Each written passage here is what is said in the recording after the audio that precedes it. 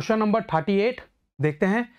Two identical thick wires and two identical thin wires all of same material and same length form a square in three different ways P, Q and R. Due to current in these loops, the magnetic field at the center of the loop will be zero in case. तो यहाँ पे 3 case दिए हैं।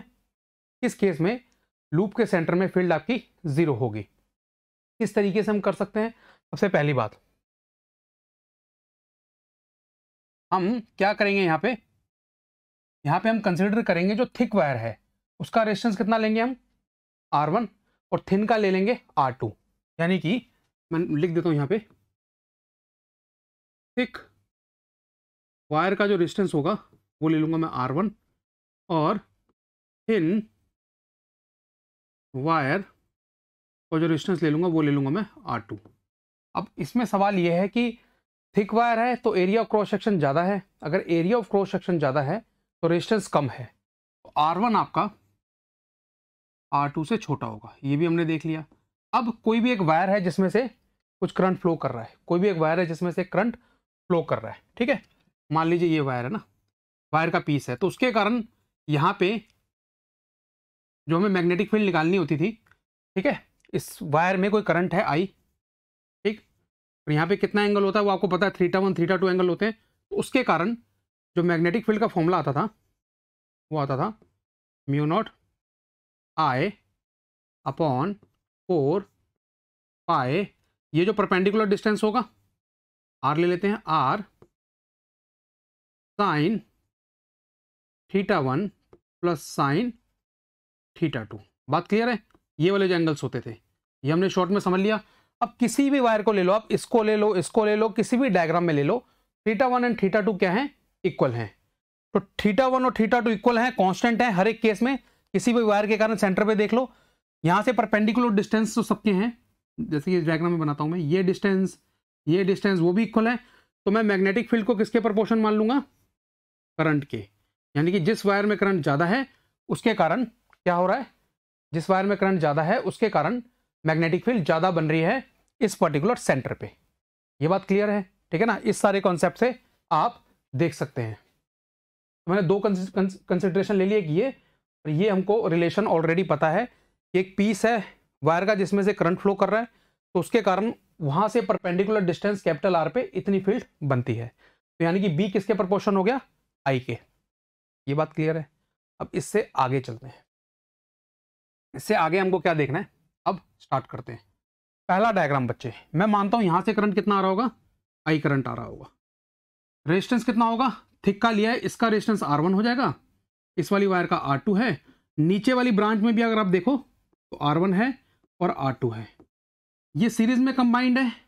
तो इस point और इस point के बीच में, इस पर्टिकुलर ब्रांच में, ऊपर वाली ब्रांच में नेट रेजिस्टेंस कितना हो गया? सीरीज में सीधा ऐड हो गया। और नीचे वाली ब्रांच में भी कितना हो गया? R1 plus R2। तो जो करंट बच्चे यहां से फ्लो कर रहा है वो ऊपर वाली ब्रांच और नीचे वाली ब्रांच में इक्वली डिवाइड होगा, क्योंकि ऊपर का रेजिस्टेंस और नीचे का रेजिस्टेंस सेम आ गया है। तो अगर मैंने करंट I लिया है तो यहां से करंट कितना जाएगा? I/2। यहां से भी फ्लो करेगा I/2, यहां से भी फ्लो करेगा I/2 और यहां से भी फ्लो करेगा I/2। अब बात आती है बच्चे, इन करंट्स के कारण यहां पे जो फील्ड की डायरेक्शन आएगी वो क्या आने वाली है? फील्ड किसके प्रोपोर्शनल है? I के। तो यानी कि अगर इसमें से I/2 करंट है, इसमें से I/2 करंट है, तो दोनों के कारण सेम मैग्नीट्यूड की फील्ड वहां पे बनेगी। बट अब बात यह है कि डायरेक्शन क्या होगी।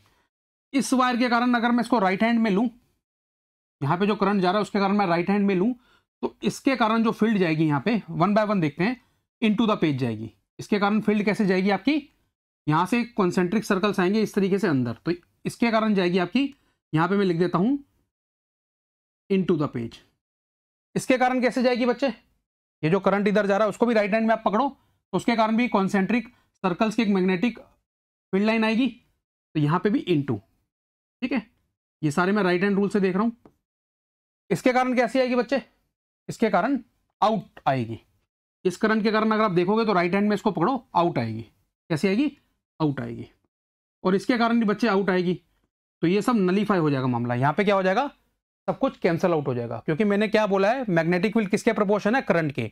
अगर इसमें I/2 है, इसमें I/2 है, इसमें I/2 है और इसमें I/2 है, तो किसी भी एक वायर पीस के कारण जो यहाँ पे फील्ड बन रही है वो उतनी ही बन रही है जितनी दूसरे वायर पीस के कारण, जितनी तीसरे के कारण, जितनी चौथे के कारण। तो सबका जो मैग्नेटिक फील्ड इंटेंसिटी है यहाँ पे वो इक्वल है।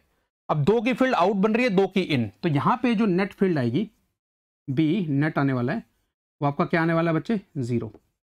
बात क्लियर है। और सेम यही कॉन्सेप्ट आप यहां पे भी अप्लाई कर सकते हो आर में। यहां पे भी देखो करंट कितना जाएगा, आई, रेजिस्टेंस ऊपर वाली का कितना होगा, R1 प्लस R2, है ना। यहां से इस ब्रांच का रेजिस्टेंस कितना, R1 प्लस R2, यहां से इसका कितना, यहां पे भी R1 प्लस R2। तो बच्चे सेम कॉन्सेप्ट लग रहा है, करंट ऐसे गया I/2, है ना। और यहां पे भी कितना करंट यहां से गया, I/2, और यहां से भी कितना गया, I/2।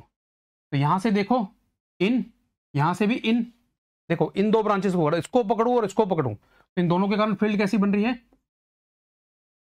इन बन रही है, और इन दोनों के कारण कैसी बन रही है, आउट बन रही है, आउट ऑफ पेज, है ना। अगर मैं मान के चल रहा हूं तीनों लूप अगर इसी बोर्ड के ऊपर रखे हुए हैं तो इस केस में क्या है आपका, यहां पे भी आंसर क्या आएगा, यहां पे नेट क्या आएगी, बी नेट क्या आएगी, 0 आएगी। कितनी आएगी, 0 आएगी। अब बच्चे चलते हैं इस डायग्राम में। इस डायग्राम में रेजिस्टेंस कितना होगा, ये R1 होगा, ये R1 होगा, ये R2 होगा, ये R2 होगा। तो ऊपर का रेजिस्टेंस टोटल कितना आ गया, 2R1, नीचे का रेजिस्टेंस कितना आ गया बच्चे, 2R2। हम ऑलरेडी जानते हैं कि R2 R1 से बड़ा है, तो अगर इस यहां पे रेजिस्टेंस 2R2 भी 2R1 से बड़ा होगा, और यहां पे अगर रेजिस्टेंस ज्यादा है तो यहां पे करंट कम जाएगा। तो अगर मान लो मैं मानता हूं कि I का कुछ पार्ट यहां पे I1 जाता है और यहां पे I2 जाता है, बात को समझिएगा। करंट यहां पे दो पार्ट में डिवाइड हो गया, इक्वली डिवाइड नहीं होगा, क्योंकि 2R2 और 2R1 का आंसर अलग अलग है ना, एज पर दिस रिलेशन। तो यहां पे बच्चे इस डायग्राम में फोकस करो। यहां पे अगर R2 R1 से बड़ा है, अगर यहां पे रेजिस्टेंस ज्यादा है और यहां पे कम है, तो इसका मतलब यहां पे करंट कम होगा, यहां पे करंट ज्यादा होगा। तो यहां के हिसाब से मैं देखूं तो I1 की वैल्यू I2 से बड़ी आने वाली है, ठीक है। यहां पे जो करंट जाएगा I1 ऊपरली ब्रांच में वो बड़ा होगा एज कंपेयर टू जितना इस ब्रांच में जा रहा है I2। ये बात भी क्लियर है। मैं अब फील्ड देखते हैं। I1 के कारण जो फील्ड बनेगी और इस I1 के कारण, दोनों के कारण जो फील्ड बनेगी वो इनटू बनेगी, और इन करंट्स के कारण जो फील्ड बनेगी वो कैसी बनेगी, आउट ऑफ पेज बनेगी। मगर अब सवाल वही है, इस बार यहां पे करंट सेम थे, यहां पे भी करंट का मैग्नीट्यूड सेम था, तो करंट के बिल्कुल प्रोपोर्शनल में क्या चल रही है, मैग्नेटिक फील्ड। तो हर एक जो पीस था, चाहे वो थिन हो या थिक हो, उसके कारण जो फील्ड वहां बनती थी वहां सेम बनती थी, इस केस में और इस केस में। यहां पे ऐसा नहीं है बच्चे। मैं मान के चलता हूं थिक के कारण, अगर मैं मान के चल रहा हूं यहां पे ये जो थिक है आपका, ठीक है, ये जो वायर्स हैं इनके कारण यहां पे फील्ड बन रही है इनटू द पेज B1, है ना। और जो ये वायर है और ये वायर है, इसके कारण कितनी फील्ड बन रही है, B2, ठीक। तो अगर I1 I2 से बड़ा है तो B1 भी B2 से बड़ा होगा। तो नेट फील्ड यहां पे कितनी आएगी, जो बी नेट यहां पे आएगा वो आपका आ जाएगा बच्चे 2B1 माइनस 2B2। और ये 0 नहीं है बच्चे, क्योंकि B1 B2 से बड़ा है, तो कुछ इसका नेट आंसर आपका आएगा। तो यानी कि Q वाले डायग्राम में नेट फील्ड सेंटर पे आपकी 0 नहीं है। ये बात क्लियर है आपको, डायग्राम आप देख सकते हैं यहाँ पे, ठीक है, एकदम क्लियरली बताया। अब इन्होंने बोला है कि कौन से केस में 0 हो सकती है, तो बच्चे ए ऑप्शन इसका करेक्ट आंसर है। Option number A is the correct answer, P and R only. Clear, बाकी और कोई option Q and R, P Q R नहीं बच्चे, option number A is the correct answer. Clear, thank you.